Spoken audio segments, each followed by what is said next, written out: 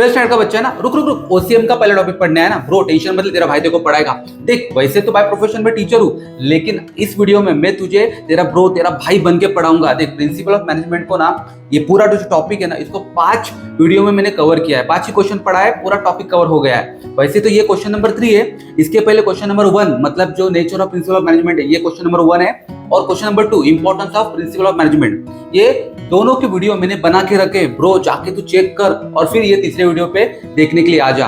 क्यों मालूम है क्या, कि बेसिक से अगर तेरा स्ट्रांग होगा ना तो एग्जाम में मस्त पढ़ भी लेगा और टॉप भी करेगा। देख वैसे तो मैं एकदम शॉर्टकट में पढ़ाऊंगा और एग्जाम में तुझे टॉप कराऊंगा, इसकी फुल गारंटी है। इसलिए इस वीडियो को पूरा देख, और अगर तेरे को अच्छा लगा तो तेरे दोस्तों के साथ शेयर कर। चल अभी बाकी बकवास हम लोग बंद करते हैं और डायरेक्टली पॉइंट पे आते हैं। पहला क्वेश्चन था nature of principle of management, दूसरा क्वेश्चन था what are the importance of principle of management. अब ये जो प्रिंसिपल ऑफ मैनेजमेंट है ये होता क्या है? प्रिंसिपल ऑफ मैनेजमेंट में 2 वर्ड है, एक है प्रिंसिपल, एक है मैनेजमेंट। अब प्रिंसिपल का मतलब क्या होता है ब्रो, कि देख प्रिंसिपल मतलब अंतिम सत्य, मतलब कुछ ऐसी सिस्टम या कुछ ऐसी टेक्निक जो डिजायर गोल को अचीव करने के लिए आपको गाइडेंस प्रोवाइड करती है। जैसे मान ले अगर तुझे कोई भी गोल अचीव करना है या फिर कंपनी को कोई गोल अचीव करना है, उस गोल को अचीव करने के लिए ना कुछ ऐसे स्ट्रिक्ट रूल्स एंड रेगुलेशन बना के रखे या कुछ अंतिम सत्य है कि यही, या कुछ अंतिम स्टेप्स है उसको फॉलो करो, वो डिजायर गोल अचीव हो जाएगा, उसको प्रिंसिपल बोलते हैं। तो कंपनी के अंदर ना, कंपनी जब खुद के कंपनी को चलाने के लिए देखती है, मैनेजमेंट करने के लिए देखती है ना, तो कुछ ऐसे सेट रूल्स एंड रेगुलेशन देखती है जो कंपनी के मैनेजमेंट करते हुए कंपनी को गाइडेंस प्रोवाइड करे। और यही जो सेट रूल्स एंड रेगुलेशन है, सिस्टम है या टेक्निक है, इनको बोला जाता है प्रिंसिपल ऑफ मैनेजमेंट। अब ये जो प्रिंसिपल ऑफ मैनेजमेंट है ना, ये कंपनी के मैनेजमेंट को एकदम मस्त मस्का लगा के चकाचक कर देता है, मतलब खतरनाक मैनेजमेंट करने के लिए गाइडेंस प्रोवाइड कर देता है। अब ये निकाले किसने? पहला सवाल ये है। तो एक ना फ्रेंच इंजीनियर था हेनरी फयोल करके, उस बंदे ने ना बहुत ज्यादा एक्सपीरियंस लिया, एक्सपेरिमेंट किए, ऑब्जर्वेशन किया, और बहुत कड़ी मेहनत के बाद इस बंदे ने एक बुक लिखा था, जनरल एंड इंडस्ट्रियल एडमिनिस्ट्रेशन। इस बुक के अंदर ना इसने कुछ ऐसे खतरनाक प्रिंसिपल्स बनाए, 14 प्रिंसिपल्स, कितना 14 प्रिंसिपल्स बनाए। इन 14 प्रिंसिपल्स को ऐसे बनाया कि कोई भी कंपनी हो, छोटी हो बड़ी हो कैसी भी हो, ये 40 प्रिंसिपल्स क्या करेंगे, उस कंपनी को मैनेजमेंट करने का गाइडेंस प्रोवाइड करेंगे। ऐसे प्रिंसिपल्स को हम लोग को इस क्वेश्चन के अंदर पढ़ने का है। चलेगा? चल ज्यादा भी टाइम वेस्ट नहीं करता हूँ, पहला प्रिंसिपल डायरेक्टली स्टार्ट कर देता हूँ। पहला प्रिंसिपल है डिवीजन ऑफ वर्क। मतलब ये तेरे को अच्छे से आता है। घर में अगर तू बड़ा बेटा रहेगा तो तू क्या करेगा, मम्मी ने कुछ काम बोला तो तू क्या करेगा, उस काम को करने के लिए खुद नहीं करेगा, वो डिवाइड करेगा ना, छोटे भाई को देगा, बहन को देगा। अगर तो छोटा बेटा भी है तो भी तू क्या करेगा, तेरा भाई तेरे को काम पे देगा, मतलब काम देगा। तो देख सिंपल, कोई भी बड़ा काम होता है उसको क्या करो, डिवाइड करो और छोटे छोटे पार्ट में डिवाइड करो। तो कंपनी भी यही करती है। पहला रूल, पहला प्रिंसिपल है कि जब भी कंपनी के अंदर बड़ा मैनेजमेंट करना है या बड़ा काम या बड़ा गोल अचीव करना है, तो ऐसे वक्त कंपनी क्या करती है, उस काम को ईच एंड एवरी एम्प्लॉइज में as per the qualification, talent, knowledge, skill, experience के हिसाब से डिवाइड करके दे देती है। यही ये प्रिंसिपल बताता है। और इसके लिए फेमस एग्जांपल भी लोग देते हैं, ये फोर्ड मोटर मालूम है तुम लोग को, हेनरी फोर्ड। हाँ, ये बंदे ने ना फर्स्ट टाइम वर्ल्ड में ना कार मैन्युफैक्चरिंग करते वक्त ना असेंबली लाइन चालू किया था। मतलब हर एक पार्ट का कार का अलग अलग बनेगा। पहले ये लोग बहुत टाइम लगाते थे कार बनाने के लिए, अब एकदम असेंबली लाइन जैसे आया, काम डिवाइड हो गया और फटाक से कार बनाना भी शुरू हो गया और बेचना भी शुरू हो गया, तो प्रॉफिट कंपनी का डबल हो गया। तो सिंपल ये प्रिंसिपल था डिवीजन ऑफ वर्क। अब जो सेकंड प्रिंसिपल है वो है अथॉरिटी एंड रिस्पॉन्सिबिलिटी। अथॉरिटी मतलब क्या, पावर टू टेक डिसीजन। मतलब क्या, जैसे अगर तेरे दोस्त ने तेरे को बोला ब्रो मेरा ये काम करके देना, तेरे को जैसा काम करना है करके दे, लेकिन मेरा काम होना चाहिए। अब तू क्या करेगा, तेरे को उसने पावर दे दिया, कुछ तो डिसीजन ले और उसका काम करके दे। अगर नहीं काम करके दिया तो उसका गाली भी तू ही सुनेगा ना। देख सेम, तेरे पास पावर होगी, तेरे पास अथॉरिटी रहेगी तो तू अच्छे डिसीजन लेगा और अच्छा काम करके देगा। उसी तरह कंपनी के अंदर भी कंपनी क्या करती है, जो भी मैनेजर होता है उस मैनेजर को पावर देती है और देना भी चाहिए। जब उसके पास अथॉरिटी रहेगी डिसीजन लेने की कंपनी के गोल को अचीव करते वक्त, तो वो क्या करेगा, वो डिसीजन लेगा और ऑर्डर इश्यू करेगा each and every team member को। जो भी मैनेजर है वो अपनी कंपनी के अंडर आने वाले या उसके अंडर आने वाले सभी टीम मेंबर्स को ऑर्डर इश्यू करेगा और कंपनी का गोल अचीव करके देगा। क्यों? क्योंकि उसके पास पावर है। लेकिन पावर के साथ आती है रिस्पॉन्सिबिलिटी, जिम्मेदारी। और अगर उसने काम करके नहीं दिया तो वही बंदा रिस्पॉन्सिबल है, अगर उसने टाइम मतलब जो टाइम बोला था उस टाइम के अंदर कंप्लीट नहीं करके दिया तो। बस यही है प्रिंसिपल बताता है, इसलिए ये सेकंड प्रिंसिपल है मैनेजमेंट का। चल अभी तीसरा प्रिंसिपल की बात करते हैं जिसको हम लोग कभी फॉलो ही नहीं करते। मतलब कौन सा? Principle of discipline. देख प्रिंसिपल ऑफ डिसिप्लिन ये ऐसा प्रिंसिपल है जो हम लोग तो फॉलो नहीं करते, लेकिन कंपनी के अंदर तो फॉलो करना ही पड़ेगा ना। क्या है मालूम है क्या, कि टाइम टू टाइम कंपनी में आना, टाइम टू टाइम कंपनी ने जो काम करके दिया है उसको करके देना, ये सब डिसिप्लिन फॉलो करना पड़ता है। क्योंकि कंपनी को बहुत बड़ा गोल अचीव करना रहता है, उनके टारगेट्स फिक्स होते हैं, और उन टारगेट्स को अगर फिक्स करना है, मतलब अचीव करना है, तो कंपनी क्या करती है, अपने एम्प्लॉइज को डिसिप्लिन में लाने का पहला काम करना चाहिए। और जब डिसिप्लिन में लेके आएगी ना ब्रो, तभी जाके कंपनी का काम अचीव होगा, मतलब गोल अचीव होगा। बस ये तीसरा प्रिंसिपल है, समझ में आया। चल अभी फोर्थ प्रिंसिपल पढ़ेंगे। फोर्थ प्रिंसिपल क्या है, प्रिंसिपल ऑफ इनिशिएटिव। देख, जब भी कभी हम लोग ना ट्रिप प्लान करते हैं दोस्तों के बीच में, तो कोई ना कोई तो एक बंदा रहता है जो इनिशिएटिव लेता है। और पहले प्रॉब्लम यही है कि भाई जाने का किधर, तो वो बंदा इनिशिएटिव लेता है और प्लेस तुम लोग को बता देता है। तो हम लोग दोस्त लोग क्या करते हैं, पहले उसका मजाक उड़ाते हैं, फिर उसके बाद ना थोड़ा सा डिस्कशन करते हैं सीरियसली इस प्लेस के बारे में, कैसे जाएंगे, क्या करेंगे, क्या खाएंगे, किधर घूमेंगे, वगैरह वगैरह। और थोड़ा एक थरो डिस्कशन होने के बाद ना कोई तो मस्त प्लेस निकल जाता है। तो कंपनी भी यही टेक्निक फॉलो करती है कंपनी के गोल को अचीव करते वक्त। यहाँ पे कंपनी जब मैनेजमेंट करती है ना, तब कंपनी की मैनेजमेंट मैनेजर को ना सीधा बोल देती है, देख भाई मैनेजर, हम लोग को ये गोल अचीव करना है, इस गोल को अचीव करने के लिए तू तेरे एम्प्लॉइज को बोल कि किस तरीके से अलग अलग इनोवेटिव वे है वो बताए, आगे आए। हम लोग थोड़ा सा उस इनोवेटिव वेज के ऊपर डिस्कशन करेंगे थरोली। इससे क्या होगा, इससे कंपनी को अलग अलग वे पता चल जाएगा गोल को अचीव करने के लिए। बस इसी प्रिंसिपल को बोला जाता है प्रिंसिपल ऑफ इनिशिएटिव। समझ में आया क्या ब्रो। चल अभी फिफ्थ पढ़ते हैं। फिफ्थ प्रिंसिपल क्या मालूम क्या, principle of subordination of individual interest to organisational interest. बहुत बड़ा है ना। देख सिंपल बताता हूँ, जब भी हम लोग ट्रिप प्लान करते, 5-6 दोस्त लोग मिलकर प्लान करते हैं, अगर कोई भी ट्रिप प्लान होती है, तो क्या एक बंदे को उस जगह पे जाना इसलिए प्लान होती है क्या, घंटा हम लोग को, सब लोगों को अगर उधर जाना है, सबको पसंद आ रहा है, तो ही हम लोग वहां पे जाएंगे ना। एक बंदे के इच्छा है इसलिए जाने का, नहीं जाएंगे हम लोग। सिंपल बात है ना। मतलब क्या, इंटरेस्ट सबका देखते, एक बंदे का देखते नहीं है तो खड्डे में जा, बराबर ना। कंपनी भी ब्रो यही करती है। कंपनी क्या करती है मालूम है क्या, कि जब भी कंपनी अपने मैनेजमेंट को डिसाइड करती है करने का, तो एक मैनेजर अपॉइंट करती है, और उस मैनेजर को पहले ही बोल देती है कि देख भाई, तू जो भी डिसीजन लेगा ना, एक एम्प्लॉय के पॉइंट ऑफ व्यू से मत दे, पूरे जितने भी कंपनी के एम्प्लॉयज है उन सबका फायदा होना चाहिए और कंपनी का भी फायदा होना चाहिए, ऐसा डिसीजन ले। मतलब अगर कोई कंपनी का गोल अचीव करना है, तो एक एम्प्लॉय को फायदा होने वाला है क्या, नहीं। कंपनी देखती है कि सभी एम्प्लॉयज का फायदा होना चाहिए।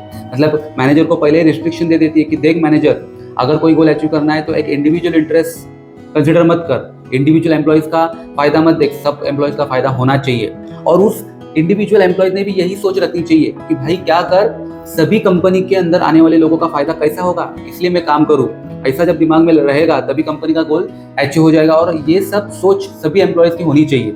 इसी प्रिंसिपल को बोला जाता है principle of subordination of individual interest. Six principle है प्रिंसिपल ऑफ ऑर्डर। मतलब क्या, जो तुझे तेरे मम्मी पापा सुबह से लेकर रात तक देते रहते हैं, बेटा चल सुबह इतने बजे उठना है, बेटा इतने बजे नाश्ता करना है, इतने बजे कॉलेज जाना है, क्लास जाना है, फिर रात को आना है, खाना खाना है और सो जाना है, ये सब ऑर्डर में तेरा होना चाहिए। नहीं हुआ तो फिर मालूम है ना, फटके मिलते। क्या करते, चुपचाप मम्मी पापा का ऑर्डर फॉलो कर लेते हैं, जिसके वजह से हमारा लाइफ स्मूथली बन जाता है, बराबर ना, सब कुछ एकदम मक्खन जैसा चलता है। इसी तरह कंपनी के अंदर भी जो भी कंपनी के मैन, मशीन, मटेरियल और मनी है, वो राइट टाइम पे राइट प्लेस पे लगने चाहिए, तब जाके कंपनी का जो भी गोल है वो अचीव होता है। मतलब कंपनी का जो भी मैन है, मान ले अकाउंट डिपार्टमेंट का बंदा है, अगर अकाउंट डिपार्टमेंट बंदे को अकाउंट डिपार्टमेंट में ही नहीं रखा, उसको अकाउंट का काम ही नहीं दिया, तो क्या होगा, वो राइट टाइम पे राइट प्लेस पे नहीं है, तो कंपनी का गोल अचीव नहीं होगा। उसको मार्केटिंग का काम करके बोल रही कंपनी की मार्केटिंग का भी काम करो, नहीं कर पाएगा ठीक से।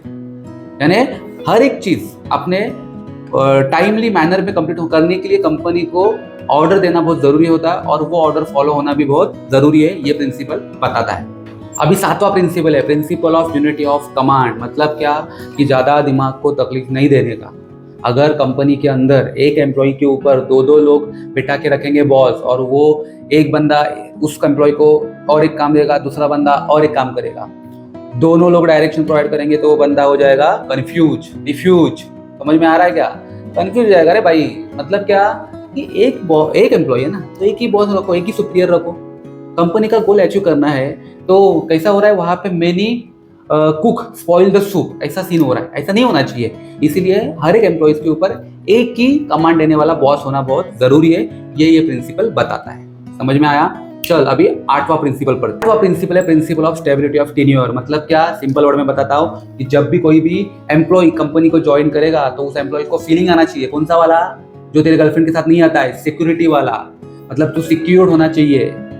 समझ में आया? कंपनी के अंदर जब भी कभी एम्प्लॉई ज्वाइनिंग करेगा तो उसको पता होना चाहिए कि इस कंपनी में मेरी लाइफ अच्छी है, करियर अच्छा बनेगा। ऐसी सिक्योरिटी जब होगी ना कंपनी के अंदर, तो वो बंदा कंपनी के लिए अपना तन मन धन देकर काम करेगा। यही प्रिंसिपल बताता है, principle of stability of tenure. अब चल 9th वाला प्रिंसिपल पढ़ेंगे। नेक्स्ट प्रिंसिपल है प्रिंसिपल ऑफ रेम्युनरेशन। मतलब क्या, जब भी कोई कंपनी के अंदर एम्प्लॉय काम करने आया है तो उसके नॉलेज, स्किल, टैलेंट, एक्सपीरियंस जो भी उसने लिया है उसके हिसाब से फेयर वेजेस होना चाहिए। कोई भी किसी भी प्रकार का डिस्क्रिमिनेशन नहीं होना चाहिए। समझ में आया क्या ब्रो? डिस्क्रिमिनेशन होगा ना तो वो बंदा कंपनी के लिए काम नहीं करेगा, कंपनी का पूरा जो भी मटेरियल है, उसका रिसोर्सेस है, वो वेस्टेज करेगा। इसीलिए हमेशा अपने एम्प्लॉयज को वेजेस, सैलरी, इंसेंटिव जो भी रेम्युनरेशन दे रहे हो वो फेयर होनी चाहिए, उसके नॉलेज, स्किल, टैलेंट, एक्सपीरियंस के हिसाब से। ये 9th प्रिंसिपल था। चल अभी 10वां प्रिंसिपल पढ़ते हैं। अभी 10वां प्रिंसिपल है प्रिंसिपल ऑफ इक्विटी। मतलब क्या कि भाई कंपनी के अंदर जो भी एम्प्लॉयज आ रहे ना, कोई भी कास्ट, कलर, रिलीजन, जेंडर का हो, जिस डिपार्टमेंट में उसको हायरिंग किया गया है उस डिपार्टमेंट के हायरिंग का जो भी सैलरी का नॉर्म है उसके हिसाब से उसको सैलरी वेजेस देना चाहिए। मान ले कंपनी के अंदर परचेज, प्रोडक्शन, मार्केटिंग, बहुत सारे डिपार्टमेंट है। इन तीनों डिपार्टमेंट के मैनेजर्स को उनके कैलिबर, उनके स्किल, नॉलेज, टैलेंट के हिसाब से ही क्या होना चाहिए, सैलरी वेजेस जो भी उनको मिलता है इंसेंटिव वो देना चाहिए।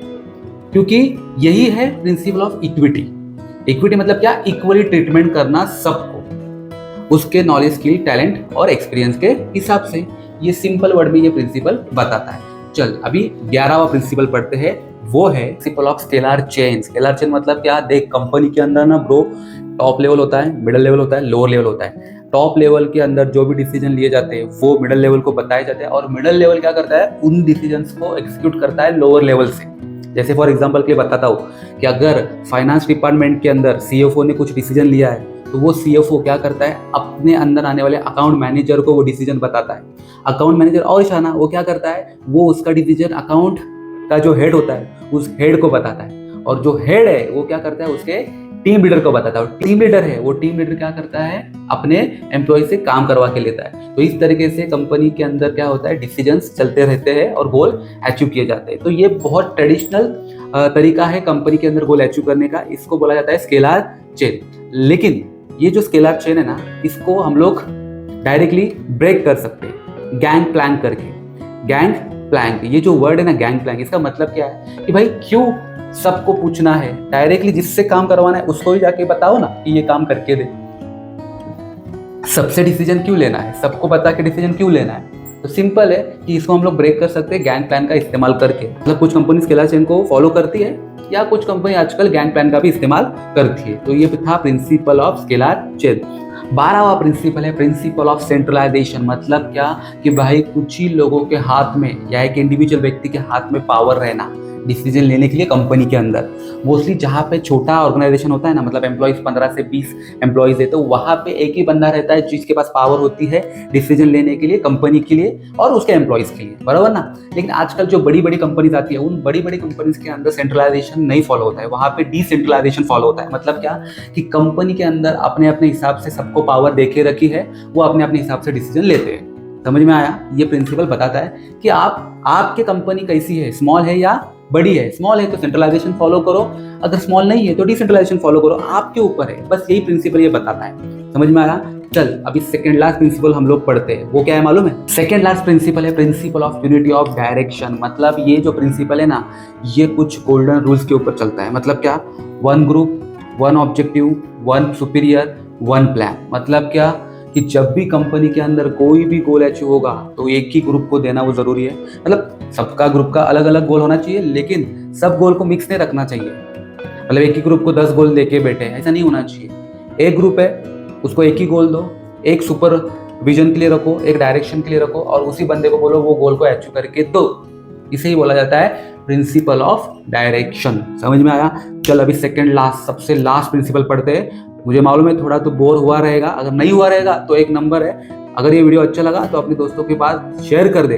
देख 14 प्रिंसिपल ना बहुत इंपॉर्टेंट है। ये जो लास्ट वाला मैं बता रहा हूँ प्रिंसिपल ऑफ स्पिरिट कोप्स, थोड़ा सा बोलने के लिए इजी नहीं है लेकिन बहुत इंपॉर्टेंट है। मतलब क्या, टीम वर्क, कि जब भी कंपनी के अंदर कोई भी गोल अचीव करना है ना, तो एक इंडिविजुअल व्यक्ति एफर्ट डाल के मतलब नहीं होता है। कंपनी का गोल अचीव करने के लिए सब जितने भी कंपनी के टीम लीडर्स है, उनके पास जितनी भी टीम्स है, उनके मैनेजर्स, सीनियर मैनेजर्स या जो भी एग्जीक्यूटिव्स है या जो भी बोर्ड ऑफ डायरेक्टर्स है, उन सबको एक साथ आके कंपनी का गोल अचीव करना चाहिए। टीम वर्क आना चाहिए, तभी जाके कंपनी का गोल अचीव होगा। ऐसा कौन बोलता है? हेनरी फयोल बोलता है अपने लास्ट वाले प्रिंसिपल में। समझ में आया ब्रो? तो ये थे प्रिंसिपल ऑफ मैनेजमेंट, जो 14 प्रिंसिपल थे मैनेजमेंट के। अगर तुझे सच में ये प्रिंसिपल समझ में आए हैं, शॉर्टकट में बताया मैंने, ज़्यादा डिटेल में गया नहीं हूँ, मुझे मालूम है तुझे भी शॉर्टकट में ही चाहिए, बराबर ना? चल, अगर तुझे सच में ये वीडियो अच्छा लग रहा है ना ब्रो, तो अपने दोस्तों के साथ शेयर कर, चैनल को सब्सक्राइब कर, बाकी तुझे जो करना है कर, पढ़ ले और एग्जाम में टॉप कर। Bye bye.